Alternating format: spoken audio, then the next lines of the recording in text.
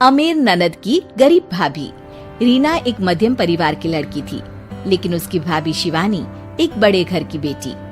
शिवानी की शादी अभिषेक से लव मैरिज थी। अरे भाभी, ये कितना अच्छा सूट पहना है आपने। काश ऐसा मैं भी पहन पाती। अरे क्यों नहीं रीना, वैसे भी तुम्हारा और मेरा नाम तो एक ही है, जब मन करे पहन लेना। भाभी, आपको आपके पापा ने कितने अच्छे कपड़े गहने दिए हैं। मैं उनकी इकलौती बेटी जो हूँ। बेटी तो मैं भी इकलौती हूँ, लेकिन क्या करे, पापा है नहीं, पता नहीं कैसे होगी मेरी शादी। तभी वहाँ शिवानी की सास आ जाती है। अरे क्यों नहीं करेगा भाई तेरी शादी धूमधाम से, आखिर जिम्मेदारी है तो उसकी। और वो दिन भी आ जाता है जब रीना की शादी तय हो जाती है। अभिषेक, क्या हुआ? आप इतने परेशान तो कभी नहीं दिखे। कोई बात है तो बताइए मुझे। अरे शिवानी, वैसे तो शादी का सारा इंतजाम हो गया है, लेकिन गहनों का रेट तो आसमान छू रहा है। कैसे क्या करूं, कुछ समझ में ही नहीं आ रहा। थोड़ी देर में शिवानी अपने पूरे गहने अभिषेक के सामने रख देती है। ये लीजिए, गहनों का इंतजाम भी हो गया। अरे नहीं नहीं शिवानी, मैं ये गहने किसी हालत में भी नहीं ले सकता। ये तुम्हारे पिता ने तुम्हें दिया था, और तुम हो कि।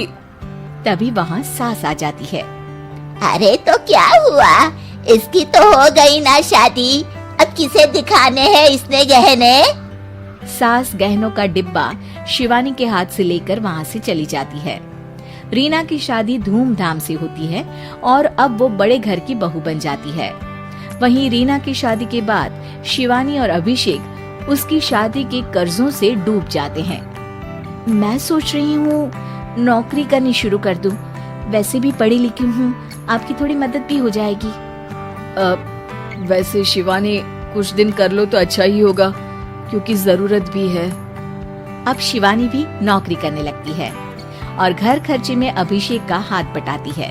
एक दिन शिवानी, रीना का फोन आया था, कह रही थी कि आने वाले त्योहार में उसके ससुराल जाना है। ठीक है माँ। अरे ठीक तो है, लेकिन एक काम कर लेना, उसके सास ससुर से लेकर पूरे खानदान के कपड़े मिठाइयाँ सब ले आना, और हो सके तो रीना के लिए छोटे से कान में पहनने के बूंदे भी। और क्या है ना, शादी में उसे सारी बड़ी बड़ी कान की ज्वेलरी दी थी, घर में पहनने के लिए तो उसके पास कुछ भी नहीं है। शिवानी सोच में पड़ जाती है कि वो क्या करे, क्योंकि कर्जों और घर के खर्चों के बाद तो पैसे बचते ही नहीं थे। शिवानी फिर अपने पिता को फोन करती है और उनसे पैसे मांगती है। देखो शिवानी, मैंने तुम्हें शादी के वक्त ही मना किया था कि ऐसे घर में शादी करनी ही नहीं चाहिए। अरे अभिषेक को शर्म आनी चाहिए जो ससुराल से पैसे मंगवा रहा है। शिवानी को पिता की बात पर गुस्सा आ जाता है। आप मेरे पिताजी हैं और मैं परेशान थी, इसलिए आपसे मदद की उम्मीद की पापा। अभिषेक को तो पता भी नहीं है कि मैंने आपसे पैसे मांगे हैं। शिवानी सोचती है कि वो अभिषेक से बात करे, लेकिन फिर उसे लगता है कि वो टेंशन ले लेगा। तभी शिवानी की नजर हाथ के कंगन पर पड़ती है।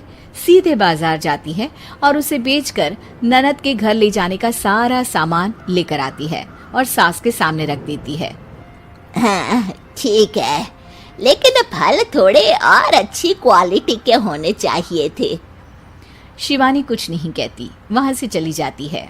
एक दिन शिवानी, रीना का फोन आया था, बहुत रो रही थी। क्यों माँ, क्या हुआ? सब ठीक तो है ना उसके ससुराल में? अरे तूने तो उसकी नाक ही कटवा दी। अब मैंने क्या कर दिया माँ? कह रही थी कि बड़े घर की बहू है भाभी, जो कपड़े दिए वो ब्रांडेड भी नहीं थे। तू तो जानती है ना उन लोगों का पहनावा कितना अच्छा है। तू तो मेरी बेटी का भला कभी सोचती नहीं। हाय भगवान, अरे बड़े घर की बहू है, इसी बात की जलन है ना तुझे, लेकिन याद रख मेरी बेटी का सोचने के लिए भगवान है। तुम लोग कभी उसका बुरा नहीं कर पाओगे। अब शिवानी के मन में सवाल था कि क्या ईश्वर सिर्फ रीना के साथ है, उसके साथ नहीं। लेकिन उसे सुकून था कि वो अभिषेक के साथ उसकी जिम्मेदारियों को निभाने में बराबरी की हकदार है। शिवानी वहां से चली जाती है। वो सास से कुछ नहीं कहती, क्योंकि अमीर घर की बहू बनकर रीना को भले ही सुकून ना हो, लेकिन गरीब घर की बहू बनकर शिवानी खुश है। क्योंकि खुशी पैसों से नहीं, परिस्थितियों पर निर्भर करती है।